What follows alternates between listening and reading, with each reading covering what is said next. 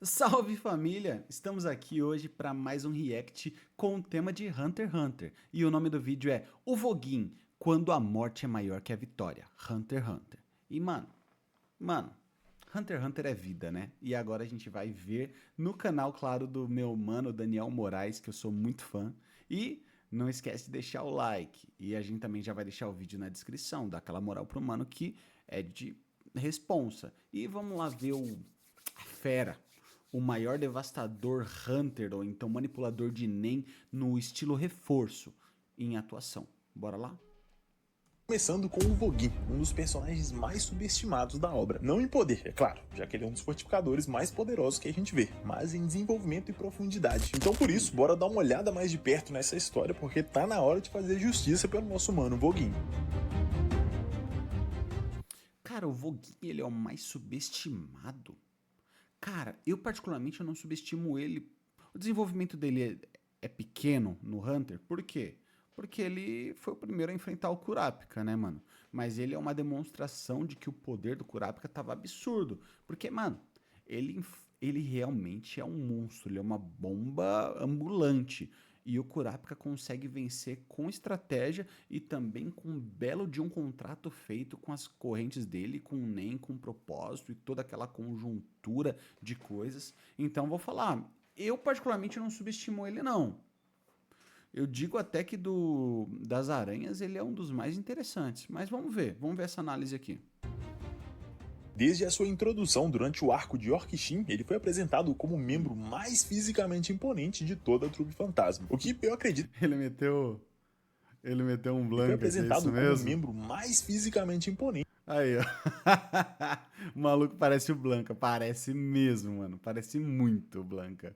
Gostei, gostei. de toda a trupe Easter fantasma, o egg. que eu acredito que seja indiscutível. Toda a narrativa constrói uma aura absurda em torno da sua força bruta, mostrando que ele tinha uma confiança absoluta nas suas próprias capacidades físicas. Sua primeira cena realmente importante é quando ele destrói um grupo inteiro de mafiosos com um único golpe. Uma cena que serve para deixar bem claro que ele não era um usuário de Nen comum, ele era uma besta. Um exemplo claro de que pro Voguin a força bruta resolve tudo. E só aí o personagem já cria uma dinâmica bem interessante com o protagonista desse arco, o Kurapika. Já que Hunter x Hunter é uma obra que frequentemente explora o equilíbrio entre a força física e o poder simbólico. Isso porque, volta e meia, vemos alguns personagens que são focados em técnicas muito específicas que, mesmo não sendo tão fortes, conseguem lidar com outros personagens teoricamente superiores. Tudo pela simples diferença de técnicas. E por isso a escolha do Voguin como primeiro oponente do Kurapika foi tão boa. Ele é um Não só por diferença de técnicas, porque realmente ali é um Jack and Paul, ou seja, onde um é mais forte que o outro e um tipo vai ter vantagem contra o outro. Mas ali, além de tudo, tem um nível de estratégia e preparação, que realmente é muito diferenciado. É como se todo mundo fosse um Batman lá, todo mundo tivesse um poder de análise absurdo, porque tem mesmo, porque eles além de ter um intelecto muito avançado, eles também têm a característica do Nen muito bem pensada. Então, realmente o Hunter x Hunter, ele tem muita estratégia envolvida. Então não é só a força que conta. Aliás, a força, eu diria que é o segundo, talvez o terceiro ponto, porque vai ter a conterização de Nen para um estilo superior ao outro, ou uma habilidade que realmente dá vantagem em cima da outra, e também o preparo, antes de tudo. E daí depois vem a força. Eu acho que é mais ou menos isso.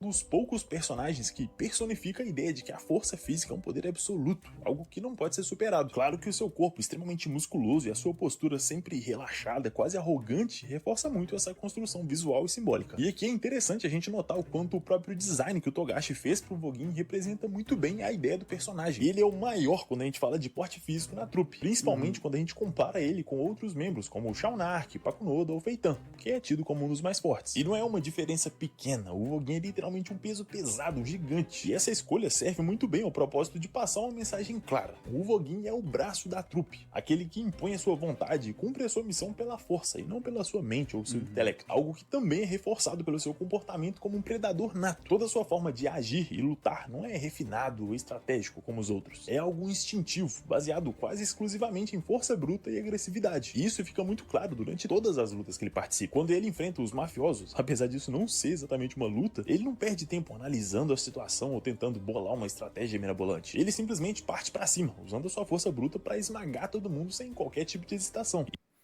E é interessante porque o Togashi deixa muito bem claro ao longo dos roteiros do Hunter que todos os personagens ele tem um desenvolvimento de acordo também com a sua personalidade.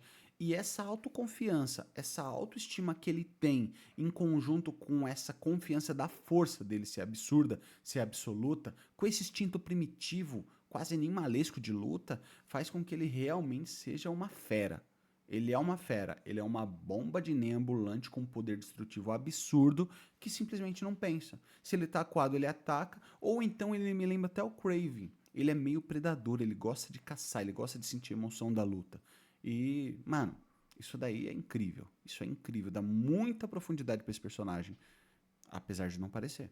E essa postura predatória reforça muito bem a visão quase darwinista que o Voguin tem do mundo. Pra ele, os fortes sobrevivem e os fracos morrem. É simples assim. E o mais interessante é que pra ele não tem O cara citando Darwin, mano, esse moleque é bom, cê é louco. nenhum tipo de moralidade nisso, já que ele não demonstra nenhum tipo de prazer sádico em destruir seus inimigos, mas também não demonstra compaixão. É como se ele visse o mundo em preto e branco. Se você é forte, vai ter o meu respeito e talvez até se torne meu aliado, mas se você é fraco, você morre, simples assim. E esse instinto é um dos pontos principais do personagem, e talvez até o que torne ele tão perigoso. Ele não tem dúvidas ou não hesita sobre o que tem que ser feito, ele apenas vai lá e faz. E esse tipo de mentalidade e comportamento cria um contraste muito interessante com outros personagens da trupe, como por exemplo o Chrollo e o Feitan. Chrollo é o líder da trupe, é estratégico, manipulador e totalmente dedicado à sua busca por vingança e significado pessoal. Alguém muito parecido com Kurapika, inclusive. Já o Feitan é sádico e cruel. Ele sim tem um prazer absurdo em torturar e matar. Já o Voguin é bem diferente desses dois. Para ele, a luta é algo essencial, indispensável, mas não para alcançar um grande objetivo elaborado e complexo. Muito menos pelo simples prazer no sofrimento alheio. Ela, na verdade, parece ser só o reflexo da sua própria natureza, como uma espécie de teste de força para provar quem realmente merece viver. E esse contraste reforça o papel do Voguin na dinâmica da trupe. Ele é o protetor, o escudo físico que mantém o grupo seguro. Alguém simples e direto, como um bom fortificador. Enquanto o Chrollo lidera com inteligência e estratégia, o Voguin lidera pelo exemplo físico e pela lealdade. Ele é o mais simples em termos de motivações, mas também é o mais autêntico em termos de comportamento. Ele não esconde nem por um momento no que acredita. Ele faz questão de deixar muito claro para todo mundo qual é o seu ideal, o que ele busca, e ele segue. Detalhe, tá? Esse ponto é interessante por quê? Porque um usuário de NAND de reforço, ele realmente é muito autêntico, ele é muito claro. Isso daí é muito, muito claro, como o próprio Gon. Então, o fato dele ser um vilão extremamente forte, voraz e agressivo e selvagem, mas ao mesmo tempo ser real, ser autêntico, ser verdadeiro, é muito interessante. Primeiro, porque isso é característico realmente de um usuário de reforço, e segundo, porque dá muita profundidade e muita nobreza para esse personagem. Isso eu acho legal. Ele tá do lado errado da lei? Ok. Ele tem os seus motivos? Não sei. Vamos ver, eu acho que ele vai abordar nesse vídeo. Mas não tira o valor dele. É bem bacana isso. Segue essa filosofia o tempo todo, sem hesitação ou mentiras, o que também faz desse um ponto essencial para entender o personagem, a sua lealdade totalmente pura. Enquanto outros membros da trupe aparentemente têm motivações mais fortes do que o objetivo coletivo do grupo, o Voguin parece ser completamente impulsionado por algo muito mais primitivo e instintivo que todos eles, o senso de pertencimento. A sua visão da trupe fantasma é como uma matilha, um grupo unido por algo mais forte que poder ou dinheiro, como uma família. E por isso a sua postura em relação aos outros membros do grupo é quase sempre como um protetor, como alguém que se importa de verdade com os outros. Isso faz dele uma espécie de irmão mais velho, aquele que todos os membros sabem que podem contar no momento de perigo. E essa relação faz total sentido quando olhamos pro passado do personagem, não só pra sua infância, como pra forma que a trupe em si foi formada. Então, se você quiser entender totalmente a infância deles e a formação do grupo, assiste esse vídeo aqui, que lá a gente explica em bastante detalhes. Vê lá que vai complementar muito bem esse aqui, fechou? Mas pra resumir, os membros da trupe nasceram na cidade de Meteoro, um lugar abandonado por tudo e por todos, a ponto do governo simplesmente fingir que lá nem sequer existia. E por isso todo tipo de organização criminosa pegava pessoas de lá. Já que elas não existiam oficialmente, elas seriam perfeitas para todo tipo de crime. A infância do Voguin, assim como o restante dos membros, foi extremamente pobre e violenta, num lugar onde só os fortes sobreviviam. E por isso foi essencial na formação do Uvo como lutador que valoriza a força acima de tudo. Desde cedo ele já era gigante e imponente, o que mais gostava de uma confusão também. Eventualmente eles encontraram uma fita de um programa de TV estilo Power Rangers que eles gostavam muito, mas ela estava em outro idioma que eles não entendiam. E por isso o Chrollo decidiu que ia dublar a fita, o que deu muito certo e todas as crianças foram uma loucura com aquilo. Isso levou o Voguin, que sempre foi brigão e porradeiro, a também querer participar do grupo de dublagem, que no fim acabou virando um grupo de teatro, daí o nome Trupe. Aqui o vínculo entre eles já estava sendo criado. Eles eram crianças pobres, esquecidas pelo mundo, que tinham que se unir para sobreviver, e agora tinha uma coisa que traria felicidade para elas, algo raro num lugar como aquele. Mas o evento que realmente fez deles família veio logo depois. Uma tragédia acontece com o grupo, algo realmente muito pesado, provavelmente a coisa mais pesada que a gente vê na obra inteira, algo que eu não vou spoiler aqui, até porque seria um pecado passar por isso sem os detalhes, então não esquece de ver o vídeo do Crollo, que lá assim eu passo por todos esses pontos, fechou? A grande questão é que essas crianças, depois desse evento trágico, juraram vingança por conta da tragédia. Fiquei curioso. Eu não tenho conhecimento desse acontecimento, não. Fiquei bem curioso. E decidiram transformar o grupo de teatro, aquela trupe, em um grupo criminoso, tudo pelo seu objetivo de vingança. O Voguin, que sempre foi visto como o mais forte e corajoso, foi escolhido pelo Crollo para ser o líder do grupo, mas ele recusou, dizendo que o Crollo era o seu líder e que ele morreria por ele se necessário. Esse vínculo criado entre eles é extremamente forte e bem construído, o que faz total diferença, já que se o Uvo tivesse essa lealdade cega sem nenhum motivo bem forte, ele ia parecer só um cara forte e burro, que é manipulado e usado pelo seu líder. Mas olha o nível de lealdade do cara.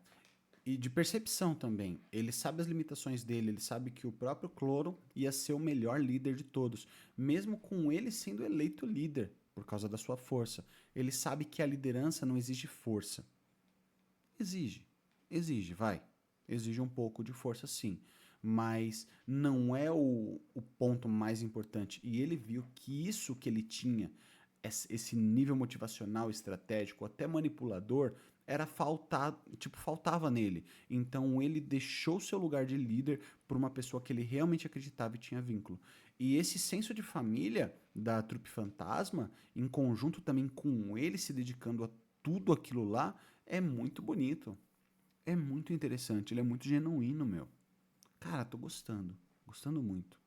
nem de longe isso acontece. O Uvo realmente confiava e admirava o Crollo, e vice-versa. Eles eram amigos, companheiros, Real. família, todos eles eram. E isso fica muito claro quando o Uvo é capturado e a Pakunoda demonstra uma preocupação quase maternal por ele, algo que ele retribui imediatamente, sem nenhuma hesitação. E isso é muito importante porque aqui a gente tá falando de um grupo de assassinos, de ladrões, pessoas que a gente não espera ter muita empatia ou compaixão, e mesmo assim eles têm isso uns com os outros. Então ver esse tipo de vínculo entre eles é assim algo muito raro. Mesmo sendo capturado e torturado, ele se recusa a entregar qualquer informação sobre seus companheiros. Um comportamento totalmente coerente com a sua visão de mundo. Aqui ele não tá sendo legal só porque ele gosta dos seus companheiros. Ele é leal porque a força da trupe define a sua própria força. Enquanto a trupe for um grupo forte e respeitado, ele será alguém forte e respeitado. E eu sei que isso, de certa forma, pode parecer até paradoxal, como alguém que confia quase totalmente na sua própria força, ainda assim consegue confiar e depender de outras pessoas. Mas por mais confuso que pareça, talvez seja justamente essa a questão. Por ele confiar tanto assim na própria força, ele sabe que pode usar essa força para defender aqueles que ele considera família, as pessoas que ele jurou proteger. Essa provavelmente é a maior característica do personagem, mais até que a sua própria força física. A sua lealdade absoluta é o que define o Voguin. E por isso, no fim das contas, ele vê a trupe como a fonte do seu próprio poder e da sua identidade. Então, trair a trupe seria o mesmo que renunciar à sua própria essência, algo tão importante que não poderia ser substituído nem pela maior das forças. Isso É interessante você analisar que ele realmente, por se garantir tanto individualmente como forte e ter realmente um poder de destruição absurdo, faz com que ele seja tão leal e tão dependente da trupe. Talvez psicologicamente, não sei. Mas tem um ponto aí. Talvez isso daí também reflita o nível de força que ele tem como um usuário de reforço. Porque talvez isso possa condizer também com o vínculo emocional, com a motivação dele, mas também com um contrato, para que o reforço dele fique mais forte. Se ele utilizar a força dele para proteger a família dele, talvez ele ficasse mais forte como um lobo e uma alcateia. Não, eu acho que isso nunca foi explorado, mas seria um contrato interessante para justificar o tão quão ele é forte. É legal pensar isso, legal. Se você tem alguma ideia diferente, comenta aí, meu, fiquei curioso. Isso também é uma sacada genial do Togashi, que volta e meia cria esses temas sobre o valor da coletividade em relação ao individualismo, o que fica muito claro em vários momentos na obra, em que a força coletiva é colocada contra um poder individual e quase sempre acaba vencendo. Algo que a gente vê logo nos primeiros arcos, quando o quarteto principal precisa enfrentar inimigos bem mais poderosos e experientes, ou de uma forma ainda mais clara durante o arco das Formigas Quimeras, onde a equipe de extermínio era muito mais fraca que os guardas reais e o próprio Meruem, e ainda assim eles venceram. Mas o que, na minha opinião, torna o personagem ainda mais complexo é que ele consegue consegue exemplificar os dois pontos de vista de uma vez só. Ao mesmo tempo que o Voguin é a expressão máxima da individualidade, da força em si mesmo, ele também é a expressão máxima da coletividade, da força coletiva. Claro que ele é um indivíduo forte por si mesmo, mas que também entende que ser parte de um grupo o torna ainda mais forte. E por isso ele não se vê como um indivíduo separado da trupe, mas sim como uma parte de algo muito maior. E todo esse contexto é muito importante, eu diria indispensável pra gente entender realmente o momento mais foda do personagem, que é a sua luta contra o Kurapika. Esse é um dos momentos mais simbólicos e bem construídos. Agora chegou onde eu quero, sangue. Essa luta, mano, é uma das melhores. Olha ele tomando uma Heineken japonesa lá. Da obra inteira. Tudo porque o Togashi, mais uma vez, fez um trabalho simplesmente incrível em criar o contexto e impacto dessa batalha. E para entender a profundidade dessa luta, é importante analisar não só o que aconteceu na luta em si, mas também o que levou até esse ponto, tudo que foi construído até ali. Desde o arco do Exame Hunter, o Togashi já tinha deixado bastante claro que o rancor do Kurapika contra a trupe fantasma seria um ponto central na sua jornada. Mas ao invés de criar um arco longo e prolongado dessa perseguição sem nenhum grande resultado, ele teve a escolha muito acertada de entregar esse confronto de uma maneira rápida e impactante, trazendo a luta muito mais rapidamente, só 2 arcos depois da apresentação do tema. O que pra mim foi o momento perfeito, nem cedo demais a ponto de não dar tempo da gente entender as motivações e o ódio do Kurapika, nem tarde demais a ponto da gente perder o interesse. Pra mim foi no timing perfeito. Inclusive, esse ritmo narrativo é um dos maiores diferenciais de Hunter x Hunter em relação a outros shonens, como o Naruto e Bleach. Sem sombra de dúvida. O Hunter x Hunter, ele, principalmente a adaptação em anime, essa segunda aí, ela deixa muito, muito claro, tipo, o que tá acontecendo, por que tá acontecendo, a velocidade num ritmo constante. Às vezes tem uns altos e baixos, mas eles são essenciais para você digerir cada sentimento em cada arco. Eu falo para vocês que ele é um exemplo de como todo shonen deveria ser escrito. Ou digo mais, toda aventura deveria ser escrita. Hunter x Hunter, quem não assistiu tem que assistir. Obviamente você tá aqui, você com certeza já assistiu esse principalmente no minuto 10 aí do vídeo, com certeza já assistiu Hunter x Hunter. E eu falo, mano, um dos melhores que a gente tem pra assistir. Um dos melhores. É brilhante.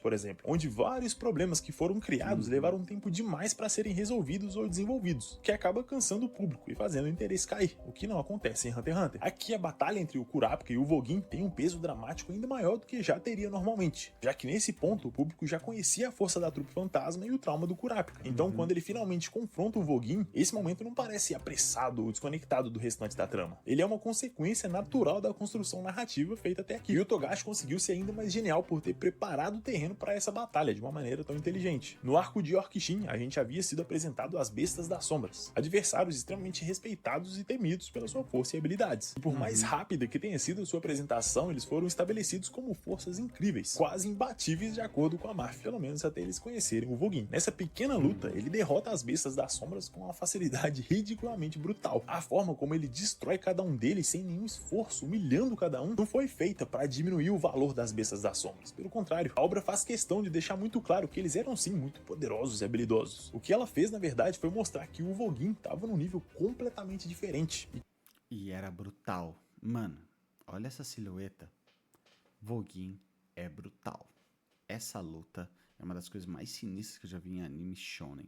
Que ele sim era uma besta. Numa mesma luta, ele deixa bem claro o nível de poder do Voguin, mostrando que a trupe era extremamente poderosa e de quebra ainda deu mais peso pro desafio do Kurapika, já que se o Voguin era tão forte assim, como o Kurapika ia vencer? Até porque nesse ponto ele era só um novato, com quase nenhuma experiência. E essa é a grande questão dessa luta. Esse contraste entre a força absurda do Voguin e da aparente desvantagem do Kurapika é o que torna a luta tão impactante. E não só a luta tem contraste, os próprios personagens também têm. O Kurapika, ao mesmo tempo que é um dos personagens com mais compaixão e gentileza, também é o que apresenta o maior ódio da obra inteira. A sua motivação de enfrentar a trupe fantasma não é simplesmente sobre vingança, é quase uma necessidade de dar sentido à perda do seu clã. Ele sente que caso ele não realize esse desejo, ele estaria desonrando a memória de todas aquelas pessoas que morreram, o que, convenhamos, é compreensível, principalmente porque o massacre do clã Kurta foi o trauma que definiu o personagem, e por isso enfrentar a trupe fantasma é o único jeito que ele encontrou de dar sentido à sua existência, até porque ele, sendo só um adolescente, quase uma criança, carregar essa culpa absurda de ser o último sobrevivente de um clã inteiro é algo absurdamente extremamente pesado. Então mesmo que ele não quisesse seguir com essa vingança, ele sente que ela é tudo que o mantém conectado àquelas pessoas. E isso faz dele, pra mim, um dos personagens mais interessantes da obra inteira. E, inclusive, a gente já discutiu bastante sobre ele nesse vídeo aqui, que eu vou deixar no card caso você ainda não tenha visto. São justamente essas características, essas dualidades entre a força e a estratégia que diferenciam cada um deles. De um lado, o Vogin, que confia quase exclusivamente na sua própria força. E do outro, o Kurapika, que construiu sua vitória em cima de estratégia e uma compreensão completa das regras do Nen. Ele sabia muito bem que seria impossível vencer o Uvo numa trocação de soco. Então ele criou um contrato com uma restrição de Nen extremamente poderosa. Uma corrente que só poderia ser usada contra as aranhas. Caso contrário, ele mesmo morreria. Essa restrição deu à corrente um nível de força absoluto, o que permitiu que o Kurapika forçasse o Uva ao estado de Zetsu, o que numa luta de Nen é praticamente uma sentença de morte, já que ali ele estava completamente impedido de usar o Nen, ou seja, ele era só um cara bombado sem nenhum tipo de poder. E essa estratégia é um reflexo direto da filosofia do Kurapika. Ele não acredita que a força física é o que define o poder, pelo contrário, para ele a inteligência e a convicção em um propósito são ainda mais fortes. O ápice dessa luta é o momento em que o Kurapika consegue usar a corrente do julgamento para impor a sentença final no Vogin, dizendo que ele deveria responder todas as suas perguntas sem mentir, caso contrário seu coração seria esmagado. E essa escolha do Kurapika é interessante porque, de certa forma, ele transfere a responsabilidade daquela morte pro Vogin, já que o Kurapika deu a ele a escolha. Se você disser a verdade, vive mais um pouco, caso contrário, você mesmo vai estar causando a sua...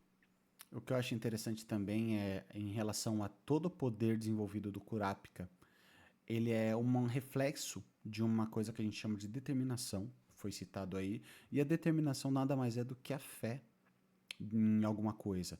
E é interessante porque ele realmente, todo esse conceito do Nen e de quão mais forte é o contrato ou a restrição, ou até mesmo a determinação, como no caso do Gon, que tinha uma determinação inabalável e absurdamente grande, fazendo com que aquilo transparecesse em poder, é tudo reflexo de fé. O que você realmente acredita te determina, tá ligado?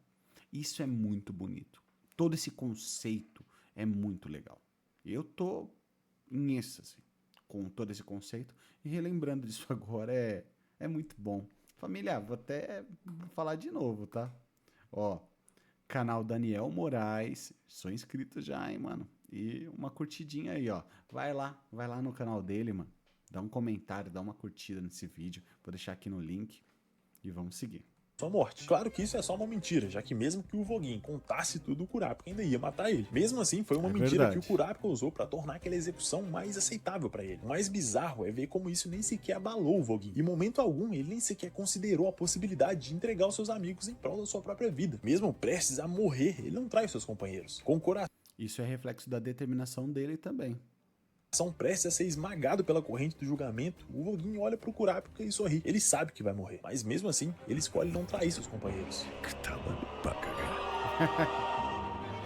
Maravilhoso. E a lua de sangue no ar. Incrível. Olha.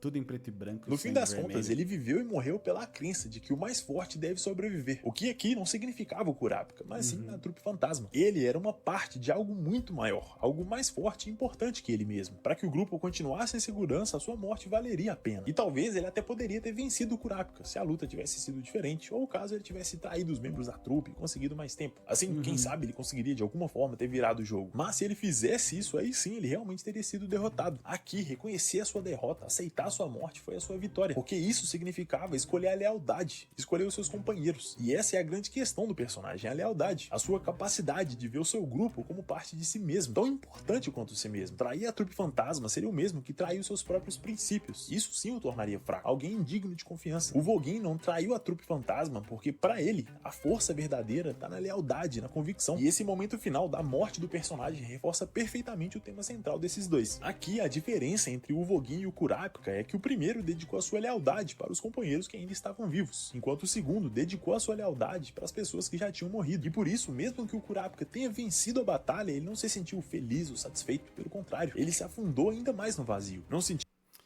Só pausando para falar uma coisa muito importante. Não sei se vocês conhecem, mas o meu canal principal é o Super Nerd Star e eu lancei um vídeo falando Vegeta, o Saiyajin mais humano de todos do Dragon Ball. Mano, tá muito legal, vou deixar o link também na descrição. E é o seguinte, se você for pra lá por esse vídeo aqui, dá um salve lá nos comentários pra eu saber, tá bom? Esse é o meu canal principal, Super Nerd Star. sentindo nada além de indiferença e mais sede de sangue, o que combina perfeitamente com aquela frase que diz que a vingança é como a água do mar, quanto mais você bebe, mais sede você tem. E por isso a morte do Voguin foi o primeiro sinal de que o caminho que o Kurapika escolheu para si mesmo cobraria um preço muito alto. A vingança do Kurapika não trouxe alívio ou alegria pro personagem, só deixou ele mais frio e distante das únicas pessoas que talvez pudessem o salvar. E isso reforça ainda mais a ideia de que no fim das contas, talvez o Voguin tenha vencido, já que por mais que ele tenha morrido no fim da batalha, ele alcançou seu objetivo, que era proteger os seus companheiros. Ele manteve até o fim a sua honra e os seus princípios, sem trair sua lealdade. Mesmo durante a morte, ele permaneceu fiel à sua filosofia. E nesse sentido, sim, ele venceu a luta. Essa batalha entre o Voguin e o Kurapika não foi só uma luta foda de se ver, mas também o choque direto entre duas filosofias de vida. A força bruta e lealdade cega versus a inteligência absurda e o desejo de vingança. Pra mim, o mais foda disso tudo é que essa nem é uma das lutas principais do anime, é uma luta secundária. E mesmo assim, o Togashi não entregou uma vitória simples e sem graça pro Kurapika. Ele, na verdade, entregou uma conclusão cinza e densa, já que ao mesmo tempo que o sobrevivente sente um gosto de derrota, o derrotado se sente como vitorioso. E por isso, pra mim, a morte do Voguin nessa luta foi sim a sua maior vitória. Mas é claro que isso é só uma forma de ver a luta e o personagem. Pra você, saindo Admiro o seu jeito de ver a parada, mano. do óbvio, quem realmente venceu? Comenta aí embaixo. Aproveita pra comentar outros personagens que vocês querem ver por aqui. Eu tô pensando em falar de Família, é isso, vídeo brabo. Não esquece de ver na descrição tanto o vídeo do Mano quanto o vídeo do Vegeta. E é o seguinte, tamo aí. Vini, tchau.